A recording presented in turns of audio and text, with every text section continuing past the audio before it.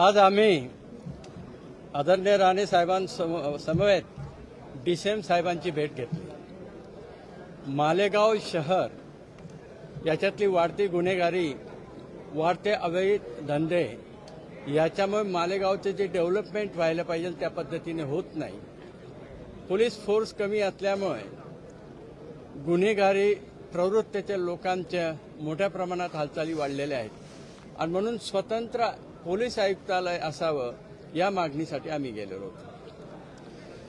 आज जी काय आमचे भामरेजीने उते उल्लेख केला, मालेगावला मिनी पाकिस्तान बनवण्याच्या दृष्टिकोनातून सगळ्या पद्धतीची हालचाली पूर्ण झालेल्या आहेत। अशा दिशेने तिथे राहत असलेला हिंदू समाज त्याला कमी कसं करायचं आणि तिकडे असलेल्या अल्पसंख्याक समाजाच्या माध्यमातून गुन्हेगारी मोठ्या प्रमाणामध्ये वाढलेली आहे। ड्रग्ज आणि अंमली पदार्थाचं एकत्रित सेवन असो, तरुणांमध्ये त्याचा प्रभाव असो, या सगळ्या पद्धतीने वाढलेली आहे आणि तिथे असलेली पोलीस फोर्स ही फार कमी असण्याच्या दृष्टिकोनातून आम्ही आज उपमुख्यमंत्री देवेंद्र फडणवीस साहेबांना, गृहमंत्री साहेबांना विनंती केली आहे की आता कुठलाही गुन्हा मालेगावला घडल्यानंतर किमान 2.5 तास पोलिसांना तिथपर्यंत पोचायला लागतो। कुठलीही मोठी घटना, दंगल कुठलीही झाल्यानंतर किमान 2.5 तास लागते। रिस्पॉन्स टाइम किमान 2.5 तासाचा आहे। म्हणून त्यांना विनंती केली की पोलीस आयुक्तालय तुम्ही मालेगावला पण द्या, जेणेकरून जे काही हालचाली जिहादी विचाराच्या लोकांचे ज्या काही हालचाली सुरू आहेत तिथे मिनी पाकिस्तान बनवण्याच्या दृष्टिकोनातून हालचाली सुरू आहेत। लव्ह जिहादच्या केसेस असतील, लँड जिहादच्या केसेस असतील। आपण काही महिन्या अगोदर आपल्याला ऐकलं असेल की तिथे असलेला भोईकोट किल्ल्यावर असलेल्या अतिक्रमणासंदर्भात मी स्वतः तिथे भेट दिलेली। म्हणून ह्या सगळ्या ऍक्टिव्हिटीजच्या नजरेसमोर ठेवून आपण एक स्वतंत्र पोलीस कार्यालय आपण तिथे आम्हाला द्यावं अशी मागणी आम्ही सन्मान्य खासदार साहेबांच्या नेतृत्वाखाली तिथे केलेली आहे। सन्मान्य उपमुख्यमंत्री साहेबांनी आम्हाला सकारात्मक उत्तर दिलेलं आहे। त्यांनी अहवाल मागवतो अशा पद्धतीने शब्द आम्हाला दिलेला आहे। आम्हाला विश्वास आहे तिथे स्वतंत्र पोलीस कार्यालय मुख्यालय उघडल्यानंतर तिकडे असलेल्या जे काही दहशतवाद्यांच्या आणि जिहादी विचारांच्या लोकांची जे हालचाली आहेत ते निश्चित पद्धतीने कमी होतील। पोलिसांना सगळ्या पद्धतीने तिथे लक्ष ठेवण्यामध्ये तिथे मदत होईल। म्हणून त्या दृष्टिकोनातून आज ही मागणी आम्ही उपमुख्यमंत्री आणि गृहमंत्री साहेबांकडे केलेली आहे।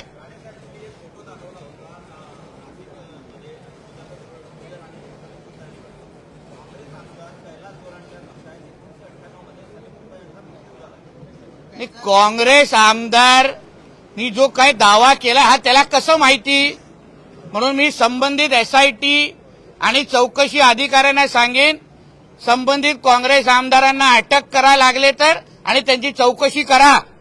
त्याला कसं माहिती का तो मेलेला आहे, काय त्याला दाऊदच्या ह्या लोकांबद्दल ह्या संबंधित आमदाराला काय माहिती आहे। 93च्या बॉम्बलास्ट नंतर एक वोरा समितीचा रिपोर्ट आलेला, वोरा, त्याच्यामध्ये काँग्रेसच्या नेत्यांचा आणि दाऊदच्या संबंधित तो रिपोर्ट होता। तर माझी अशी मागणी असेल या संबंधित आमदारांकडची चौकशी झाली पाहिजे की त्यांना कसं माहिती हा कुत्ता जिवंत आहे। कारण का आमच्या माहिती अनुसार जे काही दिवसानंतर पोलीस त्याची चौकशी पण करायला जाणार आहेत जेलमध्ये, पण ह्याच काँग्रेस आमदारांना काय माहिती आहे, त्याला कोणाचे फोन आले। मग उद्या हे दाऊद संबंधित काँग्रेसच्या नेत्यांचे जे काही संबंध आम्ही आतापर्यंत ऐकलेले त्याच्यावर ह्या निमित्ताने शिक्कामोर्तब झालाय का अशी माझी मागणी आहे।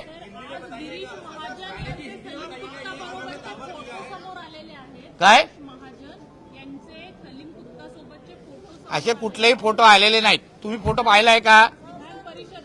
एक लक्षात घ्या, जेव्हा दाऊदच्या साथीदारासंदर्भात 93च्या बॉम्बलास्टच्या संदर्भात आम्ही जेव्हा कुठला दावा करतो, आम्ही फोटोग्राफ दाखवतो, व्हिडिओ दाखवतो, मी तेव्हाही बोललो की बॉम्बलास्ट म्हणजे 257 जे निरपराध मुंबईकर मेले तो काही काँग्रेसचा मेला, भाजपचा मेला, शिवसेनेचा मेला असं कोणी बघितलं नाही। बॉम्बलास्टवाल्यांनी उडवताना सगळ्यांना समान उडून टाकलं। मग ह्याच्यामध्ये राजकारण कसं होऊ शकतं? ह्याच्यामध्ये वैयक्तिक हिशोब चुकवण्याचे प्रकार कसे होऊ शकतात? म्हणून माझा मुद्दा असा, याच्यामध्ये राजकारण काही न करता ते जे काही पार्टीचे फोटोग्राफ आणि व्हिडिओ आम्ही दाखवले ते बडगुजरच्या फार्म हाऊसवर होते. प्रायव्हेट पार्टी त्यांनी बोलवली होती.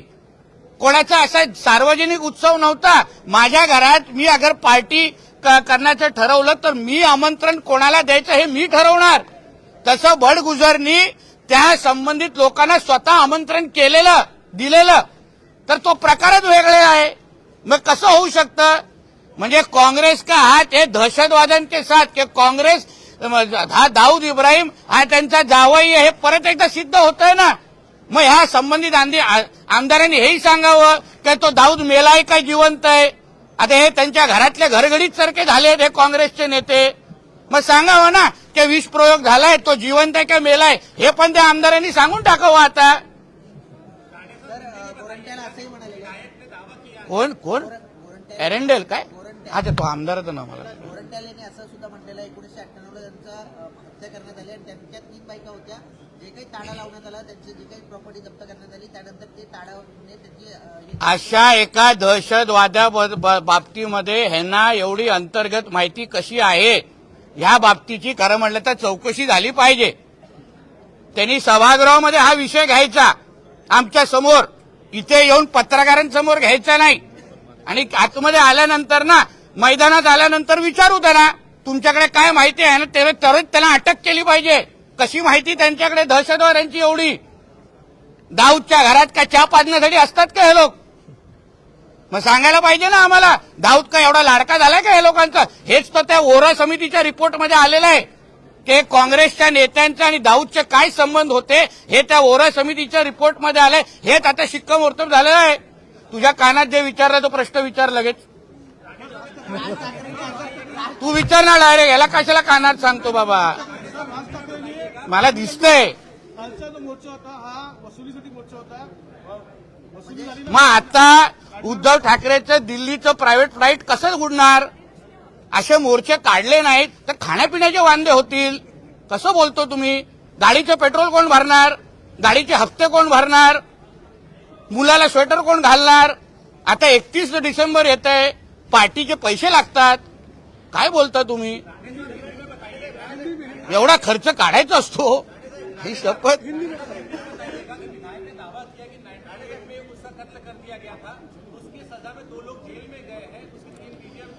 वो विधायक को इतना सब इन्फॉर्मेशन कैसा मालूम? मेरे को वो विधायक ने बताना चाहिए जरा फ्लोर ऑफ द हाउस में कि मैं दाऊद के घर पे चाय पिलाने को रहता हूँ. हाँ, उसका सबका हाउस कीपिंग का काम मैं ही करता हूँ.